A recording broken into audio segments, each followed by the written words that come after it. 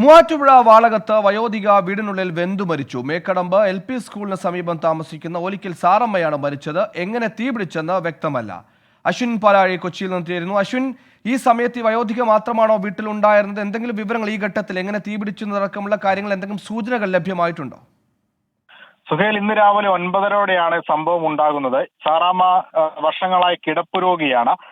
എന്താണ് ഇങ്ങനെ തീ പടരാനുണ്ടായ കാരണം എന്നുള്ള കാര്യത്തിൽ ഇപ്പോഴും വ്യക്തതയില്ല. ഫോറൻസിക് സംഘത്തിന്റെ പരിശോധന ആ വീട്ടിൽ തുടരുകയാണ്. ഈ സാറാമ്മ കിടന്നിരുന്ന കട്ടിലിലെ ബെഡിനാണ് തീ പിടിച്ചത്. അതല്ലാതെ വീട്ടിലേക്ക് മറ്റ് സ്ഥലങ്ങളിലേക്ക് തീ പടരുക പോലും ചെയ്തിട്ടില്ല. പിന്നീട് ഈ ബെഡിൽ പടർന്ന തീ സാറാമ്മയുടെ ശരീരത്തേക്ക് കൂടി പടരുകയായിരുന്നു. എന്തായാലും ശരീരം പൂർണ്ണമായും കത്തിയിട്ടുണ്ട്. 80% പൊള്ളലേറ്റു എന്നുള്ളതാണ് ഡോക്ടർമാരടക്കം പറയുന്നത്. ഈ വീട്ടിൽ നിന്നും വീടിന്റെ ജനലിലൂടെ പുകയുയരുന്നത് കണ്ട് സമീപവാസികളാണ് അവിടേക്ക് എത്തിയത്. അപ്പോഴേക്കും തന്നെ ഏകദേശം ശരീരം പൂർണ്ണമായും കത്തി നശിച്ചിരുന്നു. പിന്നീട് അവർ തന്നെ വെള്ളമൊക്കെ ഒഴിച്ച് തീ അണയ്ക്കുകയായിരുന്നു. ഫയർഫോഴ്സ് വന്നപ്പോഴേക്കും പൂർണ്ണമായും തീ അണയ്ക്കാൻ സാധിച്ചു.